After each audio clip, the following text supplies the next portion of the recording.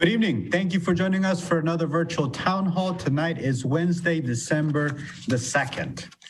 We've got an exciting meeting tonight. We're going to be talking about a lot of numbers, but that's after the messages with the team and after we've done the traditional virtual town hall and we answer questions related to emergency response or any urgent matters, we'll transition into a town hall about the budget. And that's I'm looking forward to it. It's a lot of numbers to cover. But before we're moving forward, I would review the numbers as it's been our tradition to do since we started the virtual town halls. So as of today, the cases in Ohio are at 437,928 cases. Greene County, we have 6,139 cases. And in the village, we are back down to 2. So that's where I'm happy to see that number because for a while there we were above 3 and we got as high as 8 cases. And I think you all know the reasons. There's several key departments and organizations had employees that tested positive. Our organization was one of them. So last week we announced that one of our officers, an employee tested positive, and we had started the quarantining process. All the 5 employees that were in close contact were tested, and we're happy that everyone tested negative. And so there was a brief scare there, but we're doing well. The employee that tested positive has recovered well and will be returning work soon.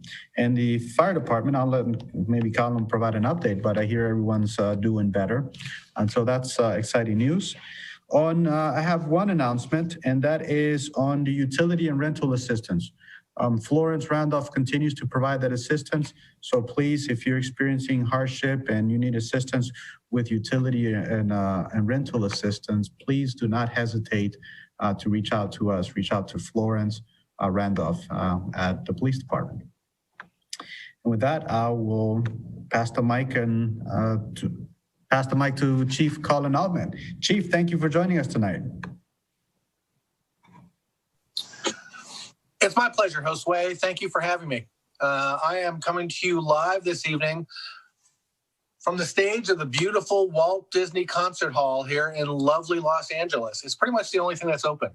I'm here this evening because I just finished recording my debut album of holiday classic duets. I'm very excited. I hope you'll all listen to this. Got some great hits that we're covering. I've got some duets with people like Reba McEntire. I'm really excited for that one. I hope you'll like it. Common, you know Common. Marianne McQueen, who knew?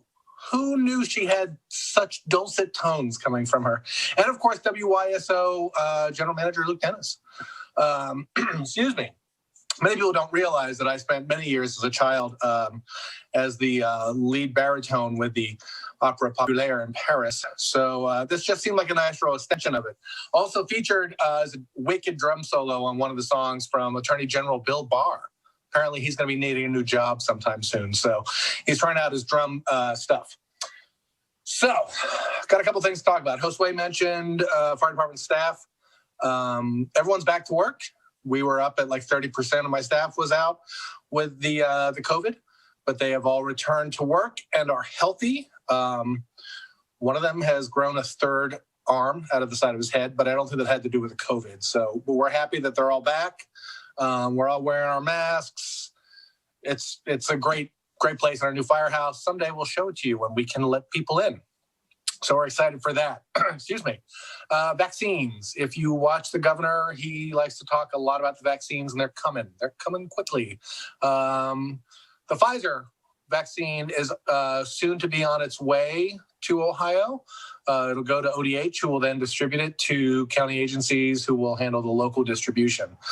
The governor is extremely optimistic when you hear him, but let's keep in mind there are something like, 11.5 million people in Ohio. There's no way in hell God's green earth that Pfizer or Moderna or AstraZeneca can pump them out that quickly when the entire planet needs them. So it might be a while. It's going to be some time still that we're still going to be wearing our masks and socially distancing. and all the other wonderful things that we've been doing, because most experts, and these are people who believe in science, most experts believe we're not going to see a good amount of vaccinations out there in the public for COVID until maybe late spring or into the summer. So we're not out of the woods yet. We also have to keep in mind, for those of us who are Americans and are therefore impatient, both the Moderna and the Pfizer vaccines are two-step. You have to have one, and then like 30 days later, you have to have a second one. We as Americans don't tend to do very well with those multi-step shot series, because we get the first one and we're like, oh, it hurts, I got a shot. And then you feel a little ill, kind of like the flu shot. And everyone's like, oh, that's it, I got the flu. Oh, and you're sick for 2 or 3 days, and then you're fine. So it looks like it's going to be a similar thing with these two vaccines. So don't be discouraged, and go back for your second dose. Otherwise, ain't going to do much, people. The AstraZeneca one is a single dose. It's got a lower effective rate at this point, but it also doesn't have to be like sub-zero. But I don't know if we're getting that. It's more designed for the rest of the world. So we'll see. So vaccines, they're coming, but don't think that you're going to have a big party on January 1st. It's not going to happen. Mayor Pam and I will put the stop to that just like that, yo. Testing. You want some testing? Just a reminder to everybody that you can get COVID testing, right down the road at the Doctor's Urgent Care in Fairborn by Kroger. The little clinics at Kroger also do testing. You can go to coronavirus.ohio.gov to see everywhere in our area that is doing testing, either PCRs or the rapids, and get that done if you want to. Little birdie told me that the county is also looking at trying to work with the National Guard and get a pop-up drive-through free testing center thing set up for sometime in December, which is now. So coronavirus.ohio.gov, all the information you need on testing. Last but not least, last night during our epic tree lighting, which was quite fun, actually, except we didn't have, I think we all missed the hot chocolate from Dino's, as well as the pretzel bites from the Grain Canteen. But beyond that, we all had a good time. And I talked about celebrating safely this holiday season. As if you've been watching the news or listening to the news or reading the news, we all know that Dr. Fauci and Dr. Birx and her scarf, and Dr. Red something or other from the CDC, they're all really concerned about what's going to be happening the next week or so as the post-Thanksgiving COVIDs hit. They're not looking for anything better in December and January. So if you do go or decide to have a holiday celebration for Christmas or Hanukkah or Kwanzaa or winter solstice or Life Day, please remember to celebrate safely. No more than 10 people. They should be really your own family or your bubble. It's not fun, but when you're inside, if you're inside for this party, this group gathering, wear your mask when you can and try and distance when you can. It is important. The last thing you want to do is have a fun Christmas type party, and then 2 weeks later you're diagnosed with COVID and you end up in the ICU, where we are running out of beds. So celebrate safely. You can go to our Facebook page. There's a single sheet thing there that'll tell you what to do and how to do it. And that's really it. So I got to go back and tune up my glockenspiel for the next recording session. So if there's nothing else, I'm going to throw it right back to you, Mr. Manager. Thank you, Chief. I think you're going to have some competition with that holiday theme song you're working on. Brian House really came through last night with that song. Yeah, we invited Brian to come to this recording session, but his people, his entourage, there were just too many of them. We couldn't get him in here. He's got those cats, real cool cats who travel with him. So hopefully in the future we can record something together, because I think it'd be like really synergistic and fantastic. So. Excellent. All right, now we hear from Police Chief Carlson. Chief, thank you for joining us. Thank you, Josue. Thank you, Chief.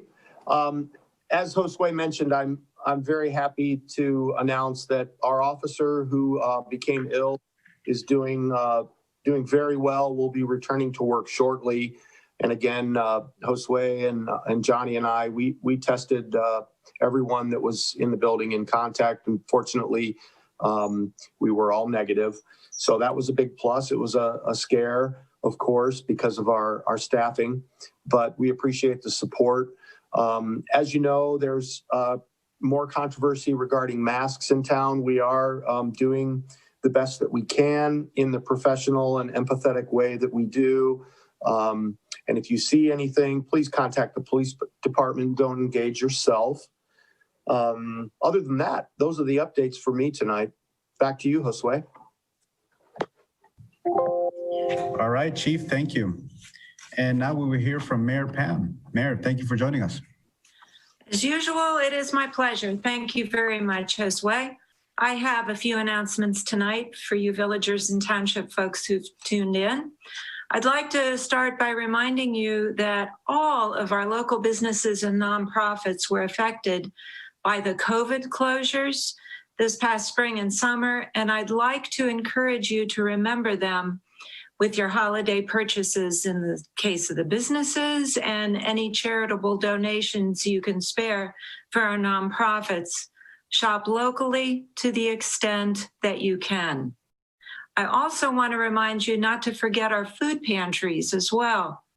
You can do this if you wish to drop off food on your own to the 2 freestanding little food pantries that we have in the village, the one on Dayton Street and the one behind the Presbyterian Church. The larger food pantry in the basement of the Methodist Church is usually open on the 2nd and 4th Thursdays of each month from 2 to 4 in the afternoon. But because Christmas Eve this year falls on Thursday, the 24th, they have moved that Thursday day up to Tuesday, December 22nd. So Tuesday, December 22nd will be the second day that the Methodist Church Pantry will be open this month. Miss Paula, the coordinator of the pantry, tells me that the last time they were open, they served 17 families, which provided food for between 70 and 80 individuals. And I think that's doing some really great work. So let's keep that up during holiday. Their phone number at the food pantry, in case you'd like to call them, is 937-510-6030.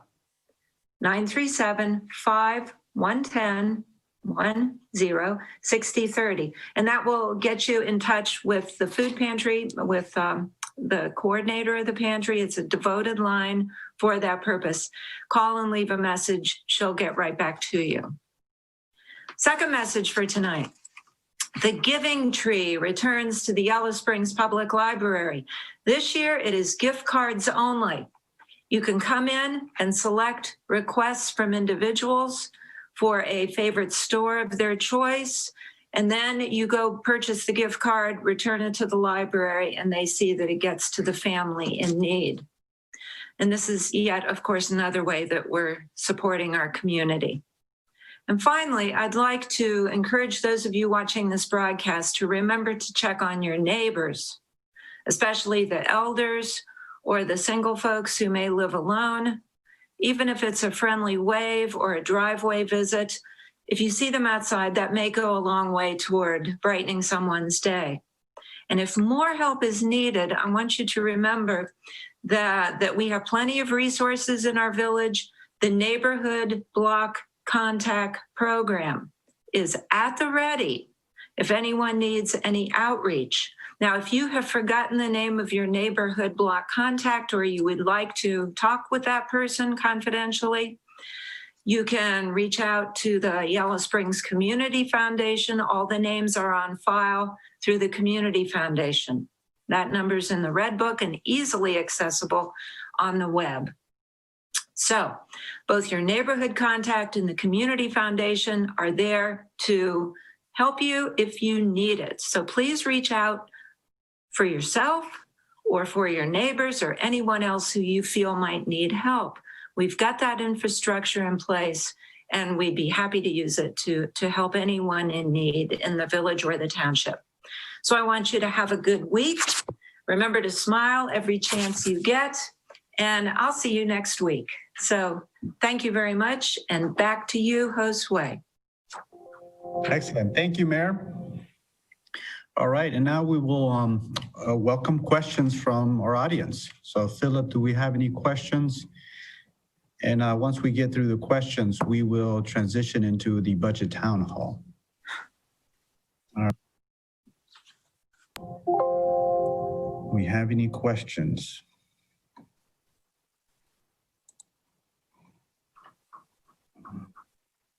All right, Philip, anything?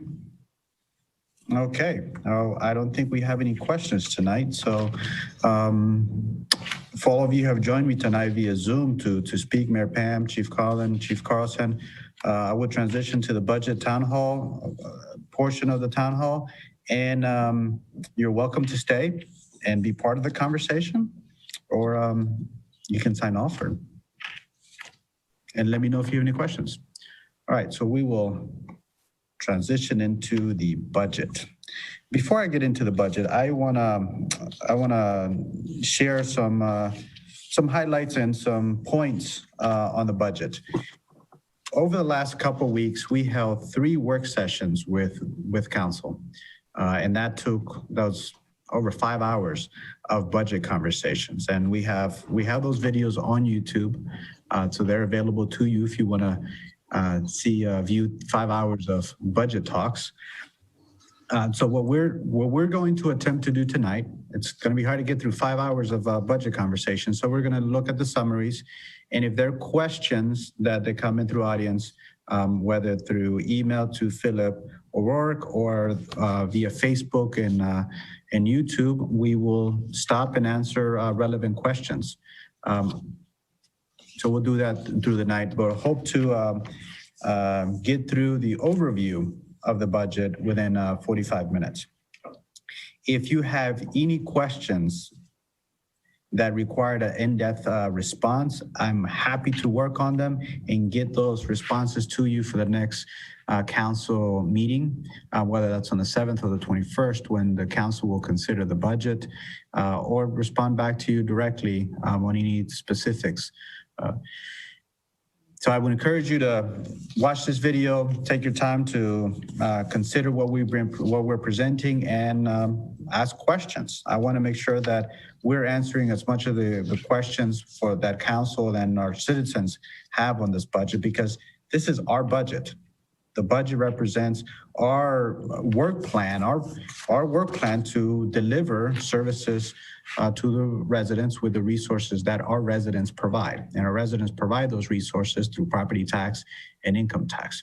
And we'll get into those specifics now. All right, Philip and Sean, I'm going to be sharing my screen.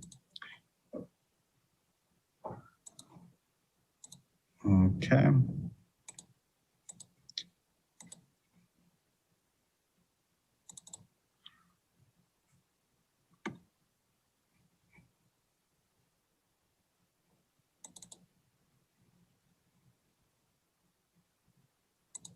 Okay.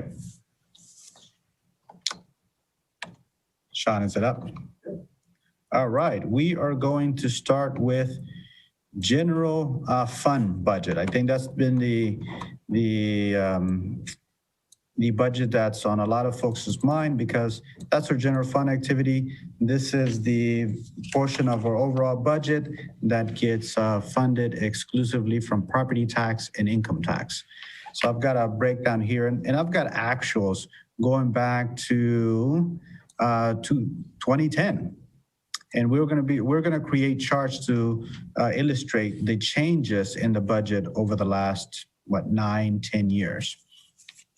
So we'll present we'll have a very clear and concise presentation for the council meeting on Monday. And it'll just be summary charts. We have done this in the past. We've done it with a year-end reporting, and we've done it with the 2020 budget presentation. So look out for that presentation in the council packet. And I'll provide the summary. I'm choosing not to do the summary for this budget because folks want to know what are the details and walk through the details. So I'm going to take, since I have more time in this virtual town hall than I do for the council meetings, I will go through in greater detail than I do in that summary presentation. All right, so for the 2021 budget, we've got some significant impacts on our budget for 2021 that are directly related to COVID. What you see here on the screen, you'll see our initial 2020 budget, and that's column P. And then we're also showing the 2020 budget adjusted for the COVID-19 impact. We took there were significant reductions in property tax and income tax as related to COVID. And so that column illustrates that change. And some of that impact or effect will still take place in 2021. So we've adjusted our budget to reflect that impact. So we'll start off on the local taxes. We have 5 sources of local taxes that as a revenue source for the general fund. And that is real estate taxes, personal property tax, kilowatt tax, city tax, and lodging tax. So in total for 2021, we anticipate $2,798,000 from local taxes. That is a difference of $257,000 from the 2019 budget. And this is specifically related to COVID and the impact COVID is having on our finances. The major impact you'll see here is in income tax. We expect almost $200,000 less in income tax. And you can imagine why that is. If folks are not working, then they're not paying income tax. So as Mayor Pam mentioned earlier, a lot of our businesses have been heavily affected by COVID and the shutdowns and just a reduced workforce. So we anticipate still having that impact in 2021. Now moving on to the next set of revenue streams, that is state share taxes and permits. We get a distribution from the county, and that's the local government distribution, tangible distribution. We anticipate $100,000 in that distribution. That's that's 10,000, almost 11,000 less from 2019. We do expect liquor and beer taxes an amount of 10,000. And well, we've got these smaller amounts, municipal income tax, and then rollback homestead deductions of $130,000. These are related to property taxes that we also we expect on local taxes, and we report a lower amount because there are some delayed payments as some folks are not able to make their payments on property taxes. So we've budgeted a lower amount. All right, that gets us through the state share taxes. They've got charges for services. We're nothing to report there. Fines, costs, forfeitures, and permits. That's a small contribution to our budget. That's $20,000, and that primarily comes from the fines and costs and $5,000 in permits. And then we've got this miscellaneous item. This is our catch-all for other things. We're anticipating, expecting $90,000 in interest. This is interest that we generate from our investments. You may have heard, or we presented in the past, that we made some significant changes to our investment strategy, and we started to see those returns or that impact of that strategy for 2019. We increased our interest income from our investments from $88,000 to $154,000. That's from 2018 to 2019. For 2020, we were expecting to do better than 154, but then COVID hit. And as everyone else's portfolios who are on treasury bonds, CDs, and other fixed assets, those revenue streams have been affected. And so we're no exception. We expect $90,000 in interest. We also expect to collect same amount of rent. The rent that you see here, this is primarily from 2 towers. We lease property for 2 communications towers. That's a Verizon tower and a T-Mobile tower. So that's the majority of that rent payment there. We've got a couple other rental payments that we receive, but that's the majority of our rental income. Moving down to the lower portion of that miscellaneous receipt is the cable franchise. This cable franchise is a distribution, a payment that we get from local cable provider. There's a franchise agreement, and they're required to pay us for community access channel. So this income is what supports our community access channel and also allows for us to be able to transmit these town halls. We use the community access channel to transmit our council meetings and the various functions that the government holds. So that total for miscellaneous receipts is $200,000. So that brings us to a total for general fund revenue of $3,263,185. That is $354,905 less from 2019. So again, that's an impact that we're seeing from COVID. And there's very little that we can do about that. I think we eagerly anticipate the release of a vaccine, and I hope that as many people that can that will get the vaccine, and we're able to get back to some normal operating status. All right, so we're seeing lower revenues. As you know, a lot of our costs are fixed. So I'm going to jump down to the bottom to show you our total cost, because that number, as much as we try to adjust, and we've been able to make some serious adjustments, it's still relatively, it has remained constant or somewhat constant over the last, let me backtrack. For 2021, we do see increased cost.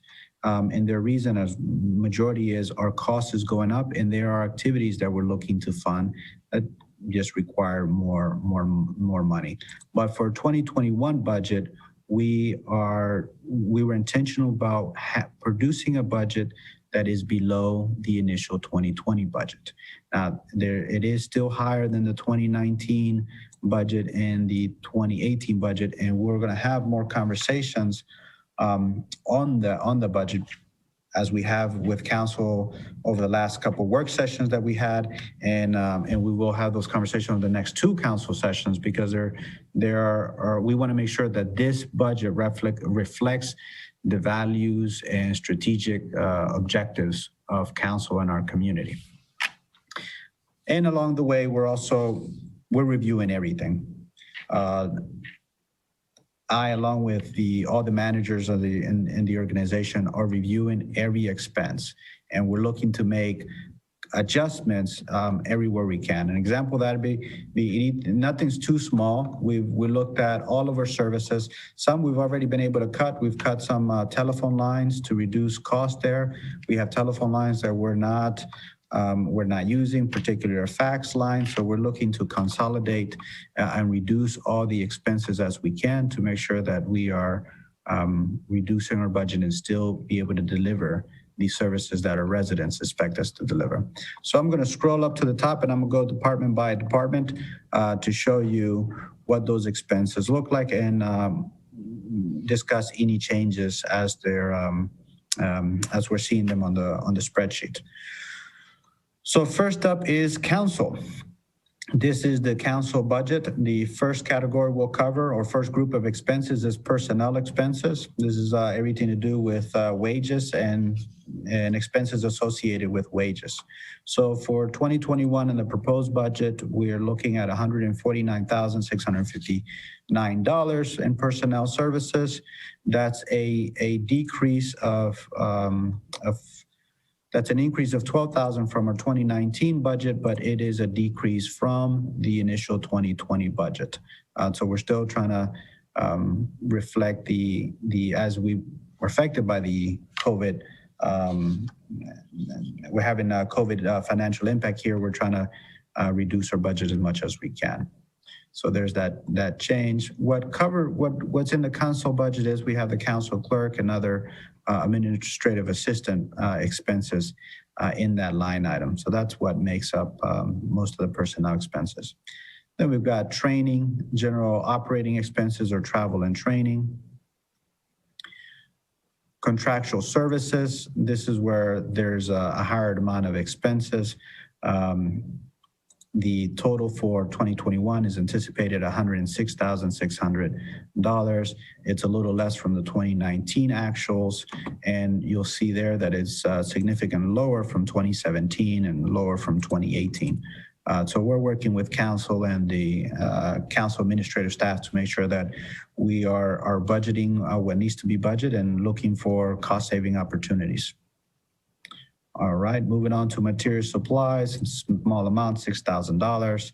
The 2019 actual was $3,992, so it's a little increase there, but we want to make sure we're properly budgeting for all the expense. All right, so that brings us to a total of $268,259 for the council budget. Okay. All right, moving on to the mayor's budget. These are the wages. They support the wages for the mayor's department. That's the mayor and administrative staff.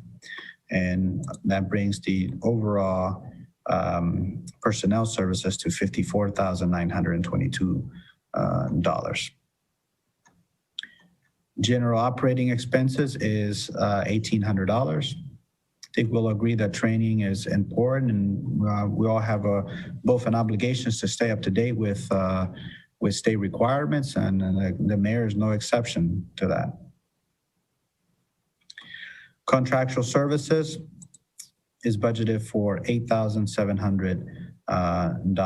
You'll see that that's an increase from the 2020 budget of $23,700.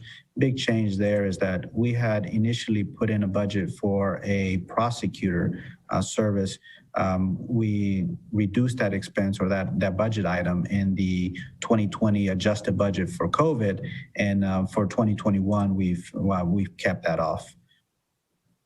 And it's something that council continues to discuss, and the mayor's involved in those conversations, and we will revisit that, the prosecutor for mayor's court at some point in the future.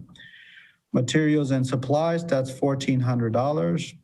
It's a modest amount for all the activity that happens in the mayor's department. All right, administration, this is a significant portion of our expense, and that's where a lot of the outside of public safety, this is the second department with the highest expense in the general fund.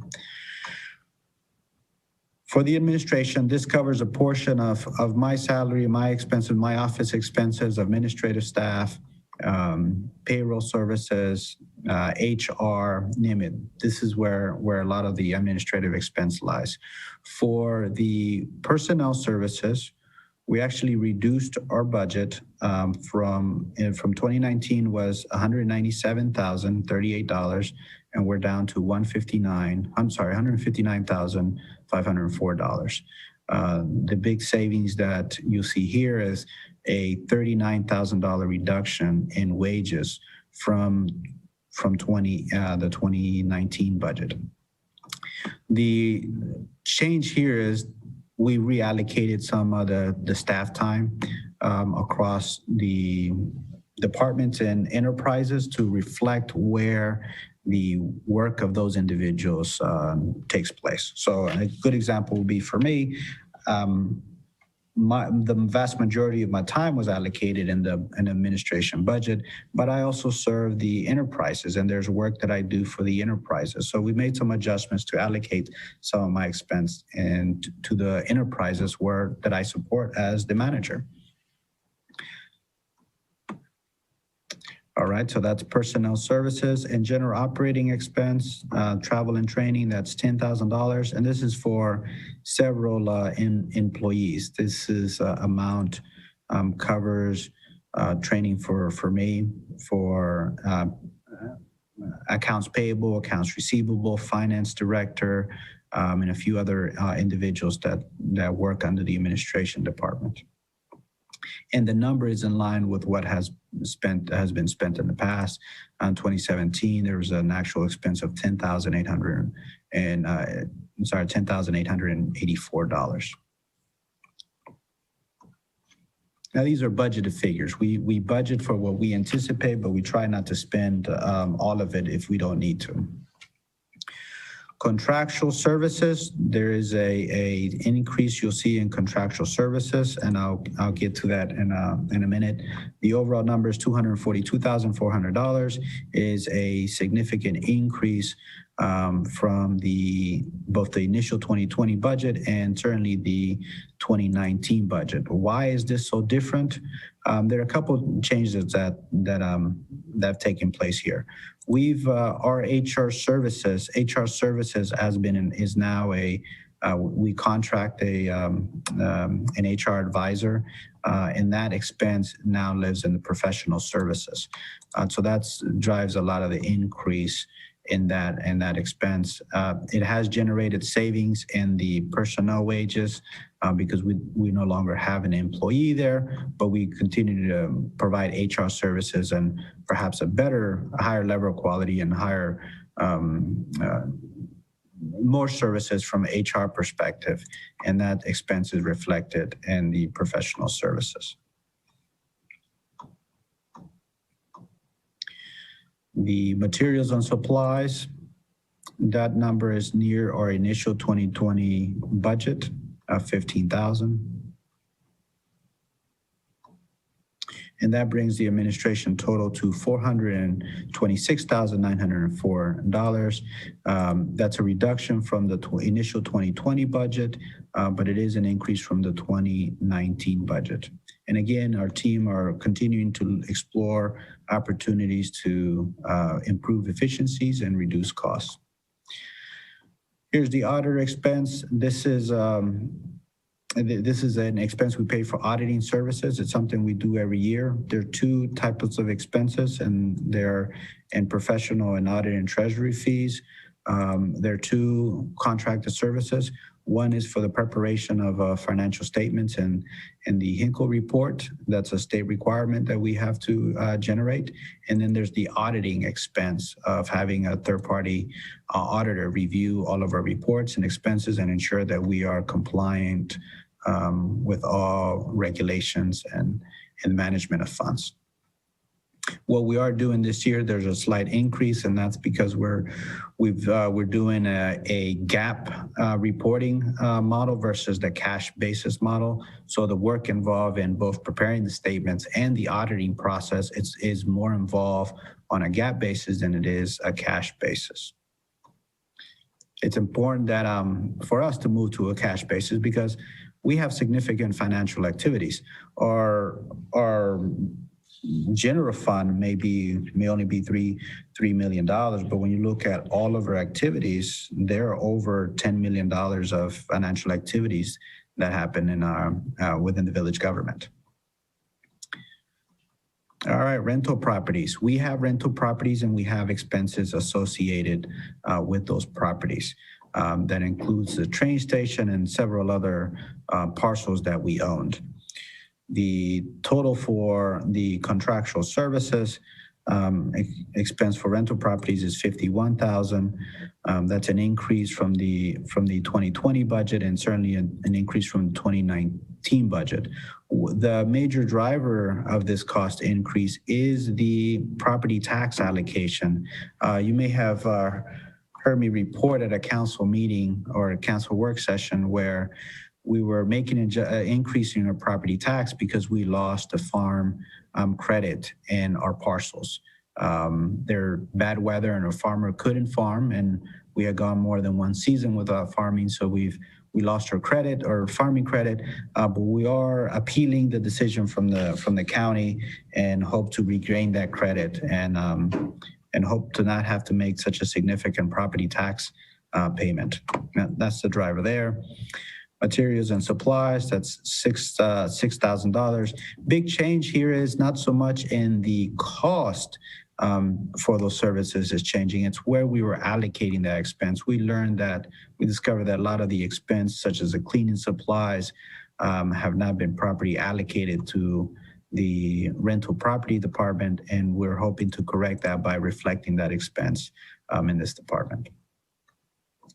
All right, and that gets us down to capital. Capital is an expense that we book here in the department, and that's money that gets transferred to a capital account. So in this case, this goes towards a public works account to cover expenses for that particular department. There are some things needed at the train station, significant capital improvements, and that is the driving that increase of $15,000 there. All right, so that brings us to a total of $72,000 for rental property expense. Library, we own the library and we are responsible for maintaining the library. So we've got $10,500 for contractual services. That's in professional services and maintenance of facilities. We don't have any other expense in the library for this year. I'm sorry, for 2021. So that total is $10,500. Cable TV. All right, this is our community access channel. There's the personnel services. We anticipate $22,658. I guess, Sean, this is your budget, so we get to review it here live. Contractual services, we allocate $10,000 for contractual services for cable for the community access channel. That consists of $4,000 in professional services, $2,000 in maintenance of equipment, and $4,000 in hardware and software maintenance. $1,500 for operating supplies and office equipment, bringing the total to $2,000. So for the cable TV, that's a total of $34,658, and that's in line with what has been spent in 2019 and what we anticipate spending in 2020. Council commissions. Council's commission, there are a few commissions that have a budget, and this is to cover expenses for activities and grant activities that these commissions engaged in. So for total council commission budget is $30,000.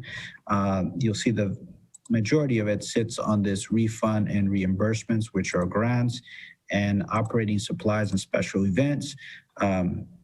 These support activities in the community. The good example of these activities would be the Black Lives Matter movement mural that was on Short Street. It comes down tomorrow morning. So if you wish to catch a last view of that, come out tomorrow morning, 9 a.m. as that's being taken down.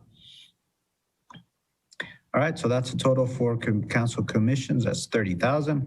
Public safety, now this is the big one. The public safety is our largest department in the general fund, and this is the Peace Department. For total personnel services, total expense is $1,315,392. And that's, see, it's an increase from 2018 of $100,000. And major changes that happened there is primarily it's been a cost increase in salaries. And Chief did an analysis on how police departments cost increase year to year. And so as we're talking about our increase, they are in line with some of the increases that other departments have seen. Look at our numbers, big drivers are primarily wages. And that's in both full-time wages and part-time wages. In overtime expense, we're trying to control that. We actually reduced the overall overtime allocation, and part of that is we anticipate lower activities for 2021, but we also are making changes in how we schedule some of our own staff and how we utilize sheriff's office and other law enforcement resources that are available to us. So we reduced our part-time wages from over $200,000 down to 143. So we made some adjustments there. We did see an increase in wages, and part of that is an adjustment. As you know, we had part-time staff, and we have increased our full-time staff allocation by 1 employee. That's our community outreach specialist, and that speaks clearly to the values of both the administration and council, and where we are trying to better serve our residents and have better intervention strategies with our citizens. And it's important that we make that proper have that full-time employee. So that's reflected in the wages. And it is also a reduction from part-time wages. You'll see there's an increase in uniforms. This has been something that we heard from council and we've heard from citizens, that there's an interest in reviewing and changing our peace officers' uniforms to something that is less intrusive or maybe less threatening. So we've allocated a budget line item for that, so that we could review the uniforms of our officers and look for opportunities to make it more welcoming and less threatening, as the word that we've heard. Okay, on workers' compensation, this is also an increase in workers' compensation. We are reviewing these numbers because this year, and you'll hear a little bit more about this at our next council meeting. The workers' compensation bills have been high over a few years, and the Bureau of Workers' Compensation is returning funds back to local governments because it turns out that the Bureau of Workers' Compensation has had lower claims than it anticipated and had better returns from its investments. Governor DeWine authorized, I believe, over $5 billion in distributions from the workers' compensation, and the village will be receiving funds. It has already received funds, significant amount of funds. So far, we received more than the total premiums we paid for the entire organization for 2018 and 2019. And we expect an additional distribution. And then our finance director, Matt Dillon's going to get in greater detail on Monday on that topic. So there's a high amount there, and we're reviewing in that for 2021. So that may be lower and may reduce our overall expense. Travel and training dollars, we're allocating $9,000. That's in line with what the historical numbers have been. If you look at 2017, we spent a little over $10,000, 2018, almost $9,000, and 2019, almost $9,000 as well. Moving on to contractual services, there's $179,000 budget allocation for contractor services. There is an increase that we've reflected in for the last 2 years, and part of that has been there is a new radio system that we have to implement, and that's going to cost us some additional money. I think our Sergeant Naomi Watson is very knowledgeable about this topic, and I think she can talk for a long time about what the enhancements will be. But essentially, in short, and I'll try to do it justice, is we're looking at a new radio system, MARC system, that would allow for all the law enforcement agencies to better collaborate when it comes to emergency communication efforts.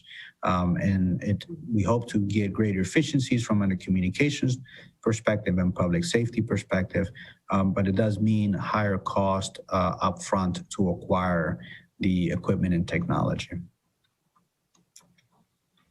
All right, materials and supplies. It's $43,000 for that expense, a little lower than the initial 2020 budget, and we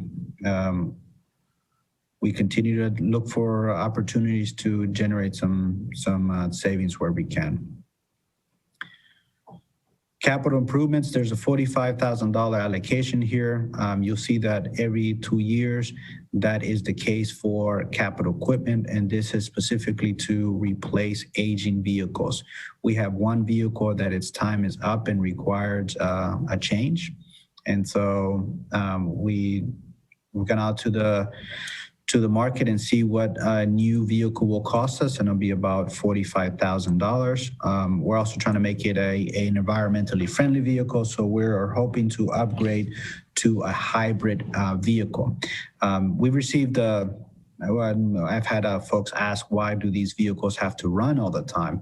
And part of that is that there's sensitive computer equipment in those vehicles that when the vehicle is turned off, that equipment in the vehicles will have to restart, reboot, and it just makes a challenge from an operating perspective for an officer to respond in an emergency and make sure that all their equipment is up and running. So it's part of the reason of the vehicles staying on while they're in use. All right, that brings the total public safety budget to $1,591,392. All right, that's the big budget. It is an increase from previous years, and we have significantly increased both our performance and our services, the public safety department.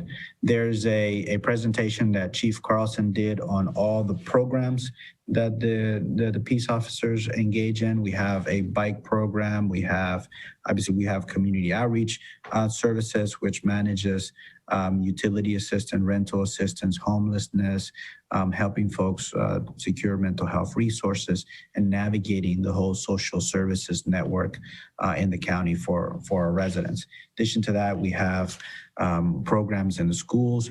We have a chaplains program, and there are many programs that or activities that our officers do to ensure the public safety. And that has included very recently one of our officers playing the role of a firefighter and extinguishing fire caused by a wood stove.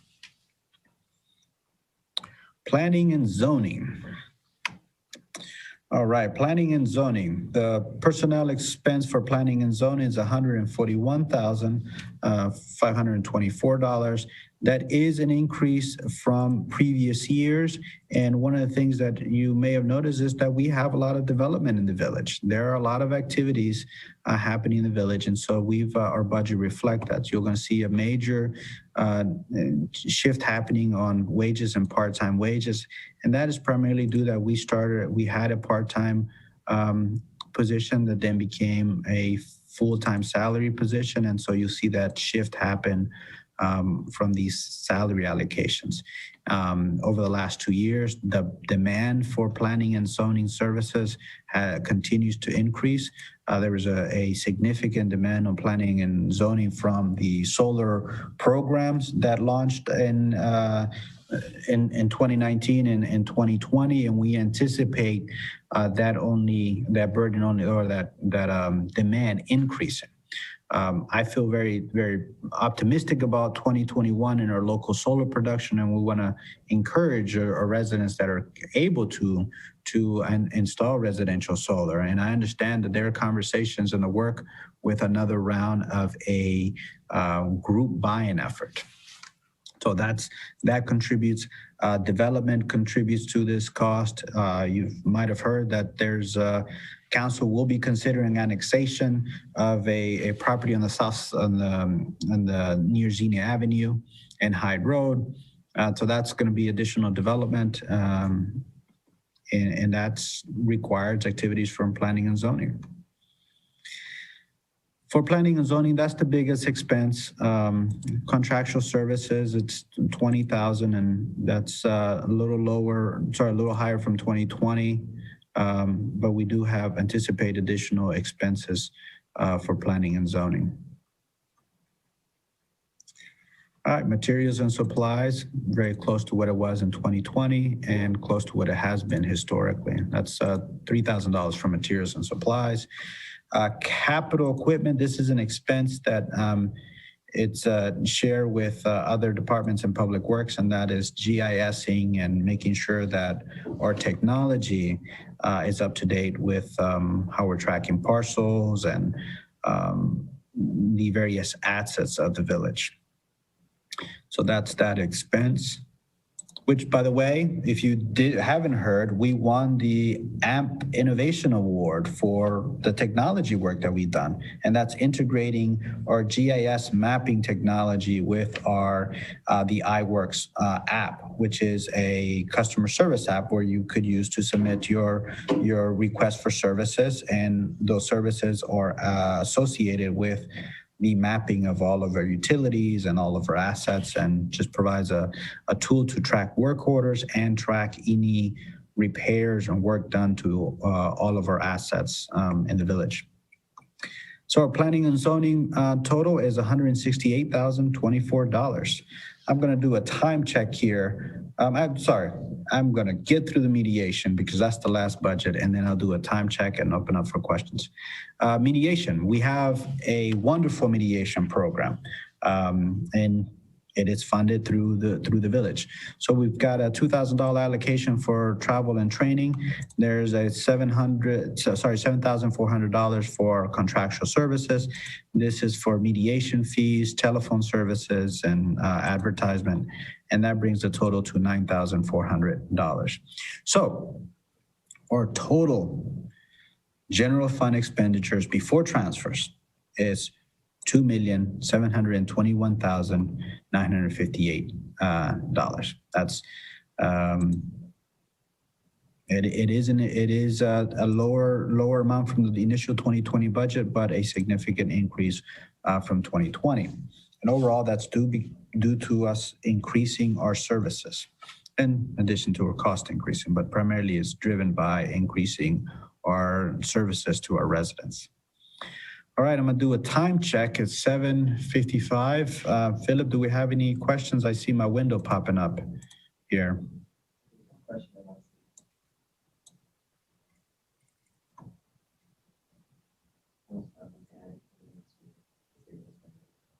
Okay, I see two questions. GDP's report on electric system improvement study. This report is laser focused on doing the conservative thing, increase the capacity. What about solar storage peakers? This needs to be researched. Okay, that is an excellent question. Johnny Burns and myself have numerous conversations about what do we need to do to our electric grid, and not just from improvements. I think, man, you're right. It is a conservative thing, increasing capacity. That's some of the basic things, right? That we need to ensure that we have the right redundancies in our electrical grid system. And that study primarily focuses on building out that resiliency. So what do we need to do to improve that second circuit? So should one circuit go down, could we meet the demand of a village with a one circuit? And currently as it is, we wouldn't be able to. So we need to make improvements to that circuit to be able to carry the high demand on our village. And then the other pieces of the report are just basic things, right? Updating our reports, our poles, making sure that the poles are the right height so that they can support all the load that goes on in the transformer, the wiring, and it meets safety standards. But that's not looking into the future. And while that we don't have a report specifically on that, we are talking about that. In fact, for the next council meeting on the 7th, we are presenting on a solar canopy project for the John Bryan Center. So please tune in. We're looking to address several activities with that solar canopy over the John Bryan parking lot. And that is one, to create somewhat of a shelter space that can be a multi-purpose space. It would be a parking lot, but that could also be used for the farmer's market or other activities, while also generating electricity for the village and helping contribute to that local solar and storage generation here in the village. Johnny and I have also looked at a multi-megawatt projects, putting solar panels on our Sun farm, putting solar panels on some of our facilities that have open space, such as the water treatment facility, the wastewater treatment facility. There's a lot of open space that we have that could be used to install solar and have solar generation. The other things we're looking at is that in 2021, we'll have an energy contract expired, and we'll be looking at either to replacing that contract, or we hope to be able to put together a solar project locally, either at Sun Farm, as we discussed, or one of the mini municipal-owned facilities. And I know Matten was on. Did he jump off, Philip? Mm-hmm. All right. All right. I see a question from Minerva Baker. Is that a question or a statement? Okay. All right. There is a question in there somewhere. Okay. Perhaps this budget money should have been used to get body cams. That seems like an absurd amount to spend on uniforms right now, or how about diverting some of that cash for better logging? I've never been successful in getting dash cam logs. Okay. I guess the question is better logging of events, I imagine, and record keeping. Well, I'll address on the body cams. We have looked into the body cams, and we are exploring that. In fact, I had a conversation today with our team about how many cameras we will need, what the technology we will need, and we've actually have a price point. So we're looking around $60,000 to pilot and implement the body cams, and we're applying for grants. So we're looking at a couple grant opportunities, and we hope to be able to pursue one in the near future. Okay. Is there anything, Philip? Okay. All right. So these are our general fund expenditures with transfers. You see that number increases. Let me make the screen smaller here. These are general fund expenditures before transfers. So there has been an increase overall in our budget, and I've got data going back to from 2010. So we'll release this, and release a couple graphs related to these expenditures, because these are actuals and it shows the growth of our budgets. I've also included here the transfers out, how much, what transfers we make out of the general fund onto other funds. There are several funds in our operations that are almost exclusively funded from our general fund. A good example of that is streets. We do get a revenue stream from gas tax. And as you can imagine, we took a hit in the gas tax in 2020, and we expect a reduction in those streams in 2021. And that's driven by two things. One, fuel prices, fuel expense, fuel costs less now, and there's less folks driving. There's just less folks driving to and from work. So these are the transfers that make it to the streets, and I've highlighted year-to-year transfers for streets. Parks is another one of those departments that are almost exclusively funded from the general fund. We have an economic development department. This helps support economic development activities. It provided seed money for, an example of what it's done is provided seed money for the Yellow Springs Community Development Corporation. In 2020, we did a loan revolving fund that Lisa Krieger championed, and we're able to get it up and running as COVID hit. And I understand that businesses, it was really helpful to those businesses to have that resource available, because we made it available before the CARES Act money became available. So the timing of it couldn't be greater and couldn't be better. And I thank Lisa Krieger for championing that effort and getting us to the finish line on that. We got the Green Space Fund, which is a fund dedicated to helping preserve the Jacoby greenbelt around the village and other land conservation projects.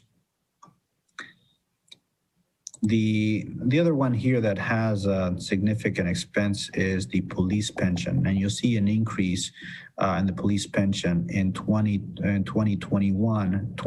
and 2021, and this requires a bit of an explanation. The police pension has a dedicated revenue stream. There's an inside millage tax that is specifically to be used for police pension, but that doesn't cover all the pension expense for peace officers.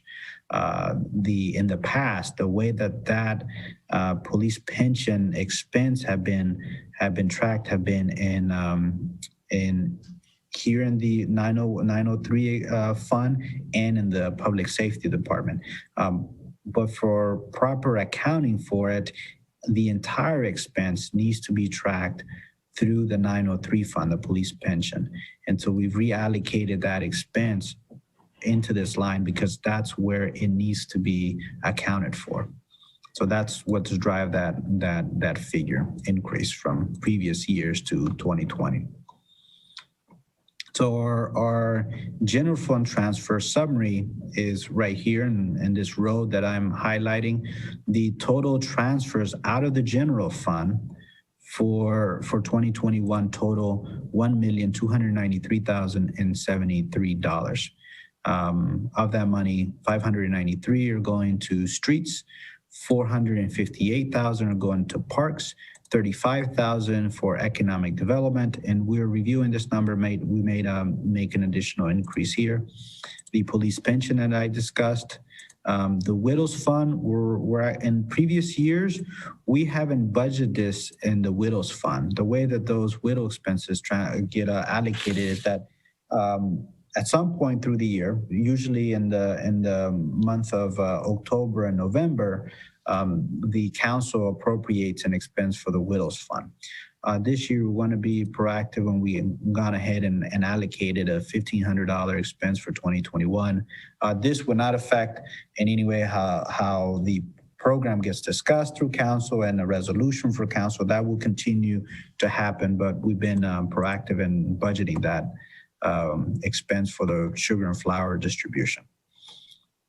The additional expenses here are capital improvement expenses, and this is a strategy was adopted many years ago that on a regular basis, on an annual basis, that there is a contribution from the general fund to those capital funds, and that is the capital equipment fund here. This is the 308 is the capital fund for the John Bryan Center and a few other administrative capital improvements activities.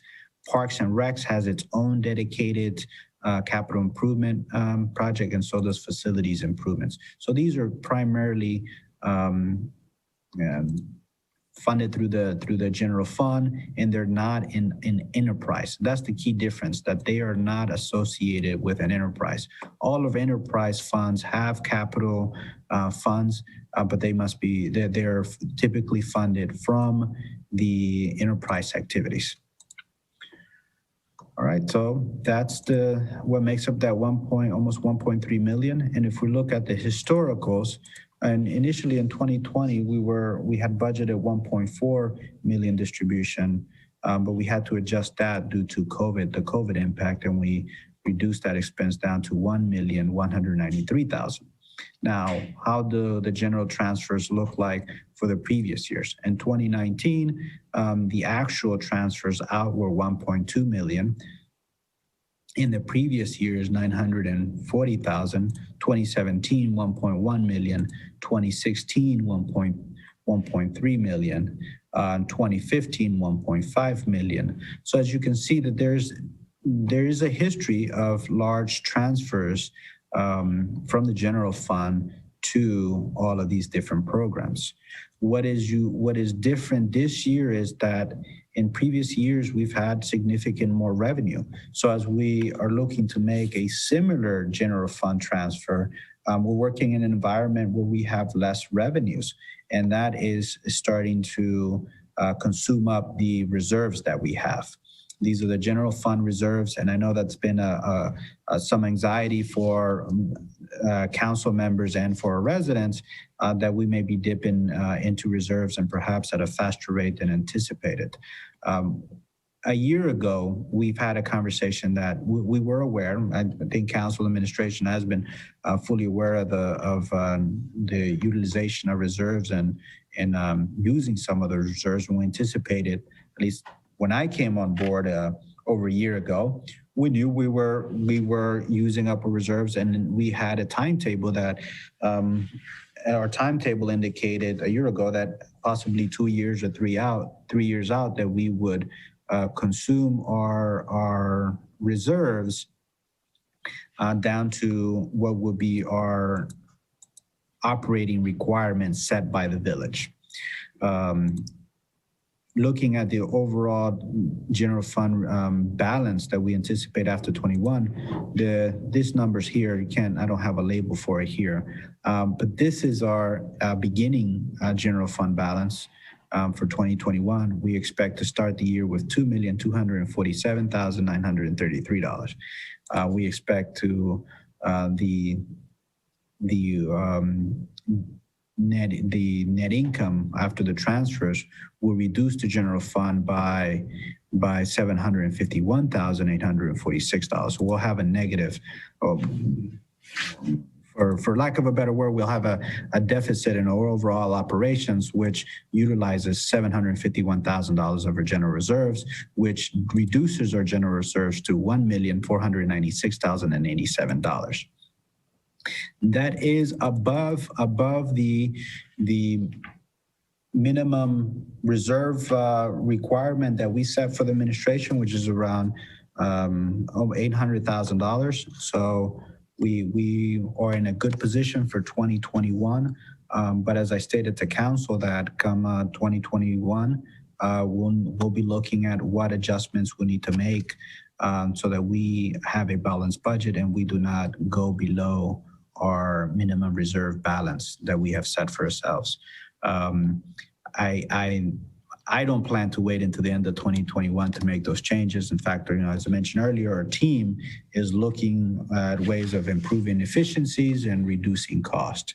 So we're actively working on that so that we don't face a situation where we will be forced to make drastic changes. We will be proactive and make those changes as we need to have a better financial performance.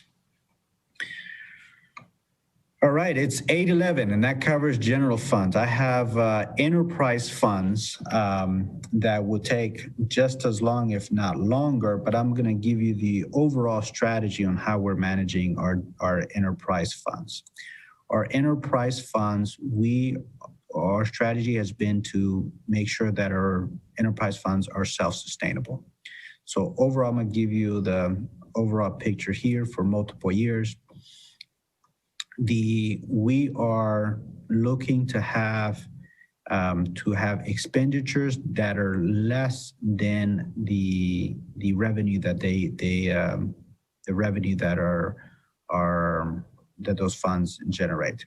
There are a few exceptions where we have funds that have capital funds or have significant reserves, and we are looking to make those. We are using some of those reserves. So this is electric. We're really close to our overall revenue expenditures. We continue to work on those numbers to ensure that we can close the gap on the expenses and have a balanced budget there. But the electric fund does have resources to support itself. And that $835,000 and funds are appropriate. What informs our decision there is we have a very good understanding of the conditions of our electrical grid system. We have previously we spoke about an electric study and where we needed to make improvements. With Johnny Burns, we've also gone through an inventory assessment to look at what supplies and materials we have on hand, and are we properly equipped to respond to a major event in the village. So I'm happy to report that we've got 20 poles in stock and access to 20 poles. So we have a major storm that knocks out various poles. We've got significant supplies and materials on hand to handle most of our weather events and be able to recover effectively. Obviously, there are catastrophic events that we're unable to predict, and there's very little communities out there that can respond on their own to catastrophic events. All right, so that's the electric fund, the water fund. See that our revenues are higher than our expenditures, so we expect to do well in the water fund. Likewise, for our sewer fund, our revenues are going to be higher than our expenditures for the year, so we'll have a net income there, and that's going to increase our reserves for that fund.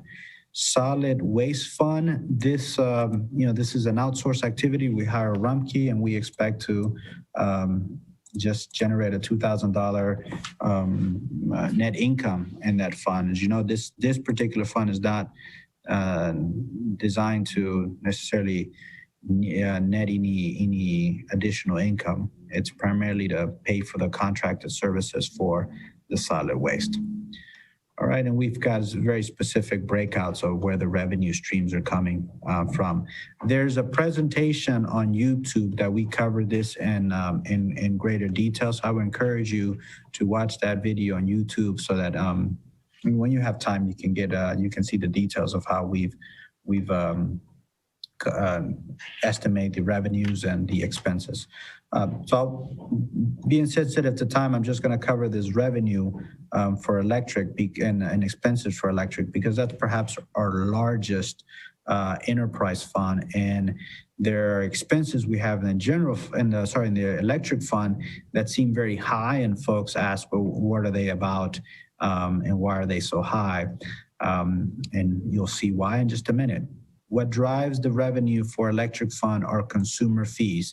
This is what our customers, residents, and businesses pay us for electricity. It comes in through revenue fee, consumer fees. So we anticipate $4.2 million in consumer fees. There are a few other things that come in, but they're very small, such as turn-on fees or tap fees. But the vast majority is consumer fees. Then we have a couple other expenses here. We get, the revenue. We have pole attachment agreements with other providers, whether that's DP&L or Charter, and other folks who use our poles. They pay us for access, and we generate almost $10,000 from pole attachments. We get $100 from car chargers donation. In 2019, we received $52. And in 2020, we anticipated $100. We're probably not going to get that, but we're hopeful that we can get $100 in car charger donations. It does cost us significantly more to power those chargers than what they generate. And then our expenses. The vast majority outside of the power cost expenses are personnel expenses. Just their power cost expense is $3.2 million. That's we buy the power from various contracts that we have or on the market, and that's what we pay for that service. So you see the historical numbers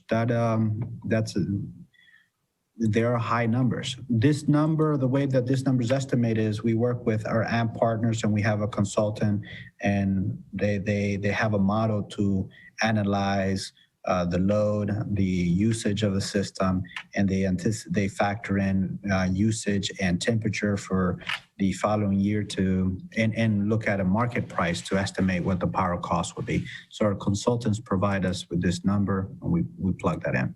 So outside of our power cost, Significant expenses are personnel. That's $511,000 for the personnel services for electric department. And we have, I would say, the best electric crew around. We're able to get power restored to our community in a very short amount of time, most often in under an hour. And with the exception of a particular customer that may be attached to a specific pole that may be either broken or damaged. So personnel services, that's $511,000, $7,000 for travel and training. The contractual services is $3,524,000. Again, the vast majority of that's power costs. All other things are professional services, insurance. We have tree trimming and line service. You see, that's a big expense. It's important that we continue to aggressively trim trees and clear lines because that's oftentimes the cost of our power outages, and there are major safety risks for pedestrians and property. Maintenance of facilities, just other small expenses, they all add up. That comes out to $3,524,000. Materials and supplies, that's $93,000. These are things that we just have to routinely buy. They could be cable, poles, and other supplies that we need. All right, so that gets us to a total of $4.2 million. And it's lower than what it has been, that it was for 2019 and what we initially budgeted for 2020. So we're trying to right size our expenses there. All right, I think that's, we exceeded our 45 minutes, Philip. We are going to have our initial presentation with council on next council meeting, which is Monday. You'll receive a summary report. We'll have 2 council meetings on our budget. And so you'll get my presentation. We'll also release very detailed spreadsheets about every cost, itemized. I think that they exceed 50 pages. So all of the numbers here will be released along with a summary presentation. And I will release any information that we have on questions and responses that we generate. So I encourage you to review this content, reach out to us if you have any questions. Philip, do we have any questions? There's a query. What are car charger donations? Car charger donations. What are car charger donations? We have 4 charger ports out of the John Bryan Center, and there's a donation box out there. So the car charger donations are the contributions that are made by the consumers or folks that use those chargers. In 2019, for the expenses for 2019, we spent over $2,500 for electricity. This is our cost. This is what we as a village pay for electricity. For those chargers, that was over $2,500. And we received $52 in donations through that box.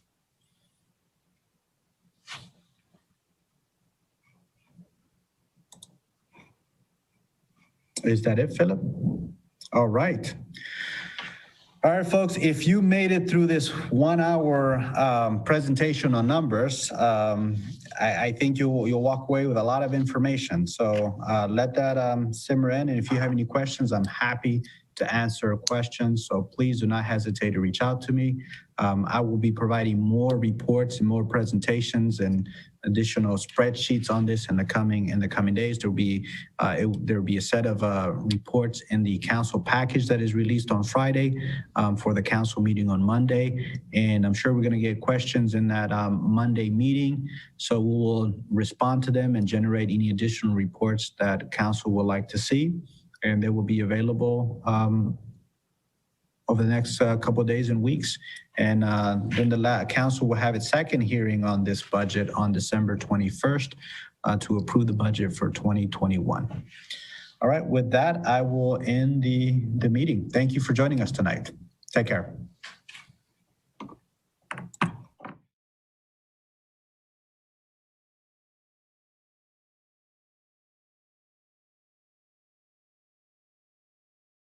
Okay. Welcome to the 4th annual Yellow Springs holiday tree lighting, and this is a celebration that Karen Wintrow started in the Yellow Springs Chamber, and I will tell you it's a lot different tonight. I'm missing Dino's hot cocoa and the pretzel bites from Green Canteen, and of course all the community members that would be here gathered to see the beautiful lights of the tree that you're going to see in a minute. But the fact that we're doing it virtually highlights that we will be merry no matter what. And related to that, I wanted to highlight that we've got a lot of things to be thankful for and thoughtful about. And that brings to mind that today is Giving Tuesday. And this is a great opportunity if you are able to support our dynamic nonprofits. And it's really easy to do. I did it earlier today. You go to ysgivingtuesday.org, O-R-G, and you can pick the nonprofits that you want to support. There's a lot of great projects and groups out there. And there are a couple other things I wanted to highlight as well. All right, one of those being that it's important during these holiday times to take care of you and yours. And remember that it's important to stay connected. That's why we distance socially, and we want to make sure that we're there for everybody. Support your local businesses. They need you right now, and we will make sure as the village that we keep those shopping experiences safe. I also want to highlight our frontline workers, which are out there trying to keep us going, feeding us and whatnot, and making sure that we can actually shop. So be kind to them. And lastly, I want to talk about the fact that our village is doing well. And a big part of that is our village team, our public works crew, our peace officers that are keeping us safe, keeping the lights on, keeping us warm, which we're going to be doing really soon after this video. And so I really just want to highlight to everyone that New Year, yes please, all right, it's going to be a good one. Vaccines coming, we've got a great community support network in place, and I think 2021 is going to be great. We're going to learn from the opportunities and take advantage of those moving forward. So, last thing I want to mention in terms of gratitude and appreciation, I pulled up a little 12 Days of Corona. So I thought I would sing this out real quick, but I'm not going to do all the verses. So, in the year 2020, my fortune gave to me 12 border changes, 11 total freakouts, 10 sanitizers, 9 streaming bitches, 8 canceled trips, 7 toilet paper rations, 6 feet apart, 5 facial masks, and then some, 4 conspiracy theories, 3 massive migraines, 2 quarantines, and a case of our favorite wine. Happy holidays.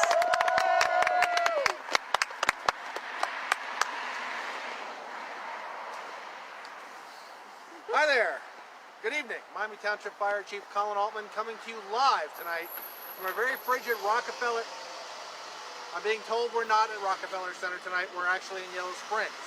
I'm here this evening with my good friends Reba McIntyre, Al Roker, His Holiness Pope Francis, and Josue, the village manager. So we're here tonight because we're lighting the tree. It's an historic occasion.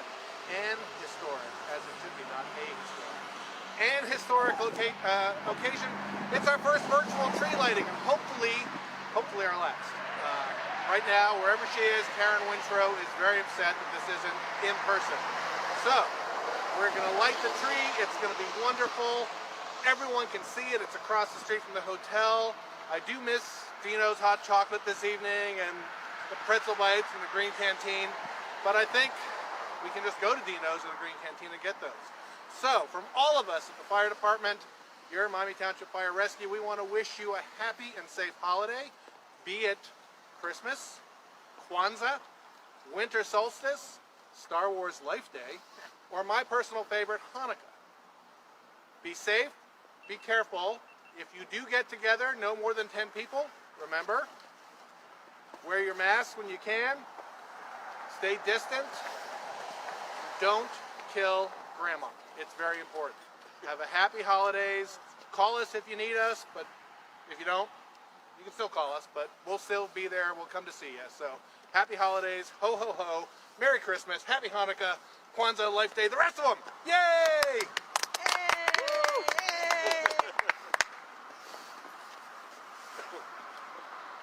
Hi everybody, Alex Scott here from the Yellow Springs Chamber. Don't have a whole lot to say, but I just wanted to say 2020 has been a really difficult year, but I've lived in Yellow Springs since 2012, and when people say we're all in this together, Yellow Springs is the kind of place that really exemplifies that spirit. And through all of the mess that we have all had to deal with this year, I'm really glad to be here in Yellow Springs. So I definitely want to echo a couple of things that Brian said. You know, support your local businesses, especially this year. And Giving Tuesday is today, so check out ysgivingtuesday.org. Thank you so much. I'm so happy to be in Yellow Springs, and happy holidays, everybody.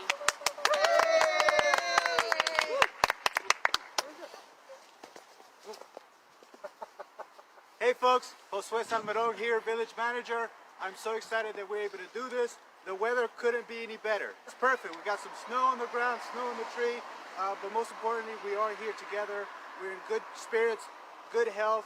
We're praying for everyone who's been affected by the coronavirus, and I know it's been a tough year. It's been unlike any other, but we're hanging through and we're doing this together, and we got to take some time to reflect, to be grateful for what we have now, and be optimistic and hopeful for what's ahead of us. And with that, I want to wish you a happy holidays.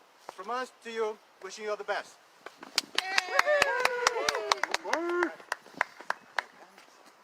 You're closing.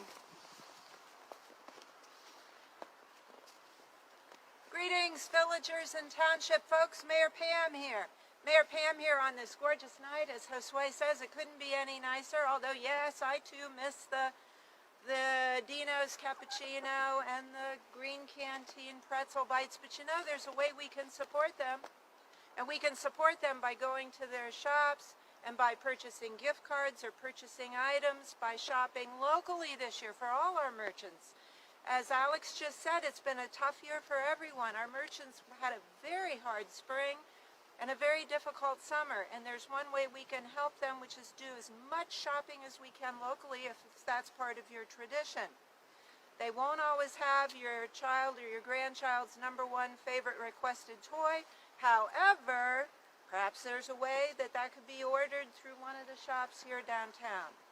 So I also would like to remind folks you have 5 hours left for Giving Tuesday. And if you're like me, what I like to do is determine how much money I have to spend. I usually pick some charities and some nonprofits that I don't contribute to for the rest of the year, divvy it up, and then get to go online, and it's like I'm having Christmas in giving to those wonderful nonprofits that we have that are out there. So please, we have to pull together as a village, as a community this year, but we're doing that. I want to thank everyone who came here tonight. I want to thank all of you who are at home, and this is a part of who we are as the village of Yellow Springs. Couldn't be happier to live here, couldn't be happier to be your mayor. So thank you. Let's light this tree. Woo!